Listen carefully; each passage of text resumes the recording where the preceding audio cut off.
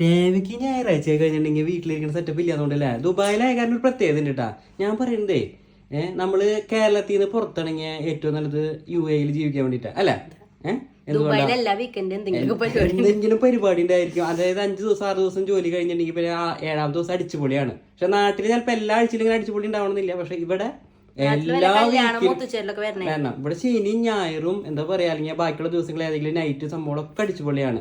അപ്പൊ ഇപ്പൊ എങ്ങനെ കൊണ്ടുപോവാ ഇപ്പൊ ഒരു പാർക്കിലെ പൂരം. അതായത് രാത്രി ഓണം ഉണ്ടായിരുന്നു കഴിഞ്ഞ വീക്ക്, തേക്കിൻകാട് ഈ വീക്ക് ഉണ്ട്, പിന്നെ എന്താ കുറെ അതങ്ങനെ ഒരുപാട് പരിപാടികൾക്കിടയിൽ ഇപ്പൊ ഇന്ന് വന്നിരിക്കുന്നതാണ് നമുക്ക് പാർക്കിലെ പൂരം. അപ്പൊ രേവന്ന് അങ്ങോട്ട് പോകാൻ പോകണം. അപ്പൊ അത് പറയാനല്ല നമ്മൾ വന്നത്. അതിന്റെ ഇടയിൽ നമ്മളൊരു പെർഫ്യൂം വാങ്ങിച്ചിട്ടുണ്ടായിരുന്നു ഒഡിയൂർ. നമ്മുടെ താഴെയുള്ള ഒരു ഷോപ്പിൽ നിന്ന് ഒഡിയൂർ, ഇത് ആമിക്കുട്ടിയുടെ കലാപരിപാടി ആട്ടെ, ഇപ്പൊ ആകുട്ടിയുടെ മിട്ടുപൂജ. അപ്പൊ 2 പെർഫ്യൂം വാങ്ങിച്ചിട്ടുണ്ടായിരുന്നു. അപ്പൊ നമ്മളിത് അടിച്ചു പോവാന്ന് ചോദിച്ചു. പാർക്കിലേക്കല്ലേ പോകണം, എന്തായാലും വേർക്കും സംഭവങ്ങളൊക്കെ ചെയ്യും അല്ല. അപ്പൊ ഇത് ഇതിന്റെ എന്താ പറയാ, നമുക്ക് ഈ മണം നിക്കോ ഇല്ലെന്നൊക്കെ അറിയില്ല. അപ്പൊ ഏതൊക്കെയാണ് റെമലും പിന്നെ ഹാസിമാവും. നമ്മുടെ താഴെയുള്ള മൊബൈലിലെ ഒഡിയൂർ പെർഫ്യൂം നമ്മൾ വാങ്ങിച്ചത്. അപ്പൊ എന്തായാലും നമ്മളിത് അടിച്ചു പോകുന്നുണ്ട്. അപ്പൊ പോയി വന്നിട്ട് നമുക്ക് ഇതിന്റെ കാര്യങ്ങൾ പറയാം.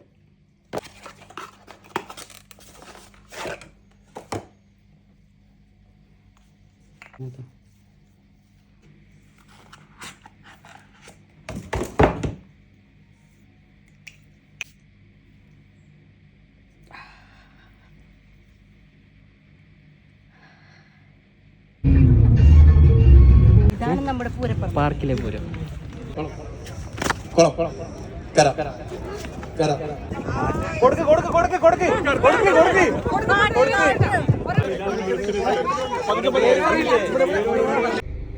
പെർഫ്യൂം എന്തായി? പെർഫ്യൂം നല്ല ലോങ് ലാസ്റ്റിക് ആട്ടാ.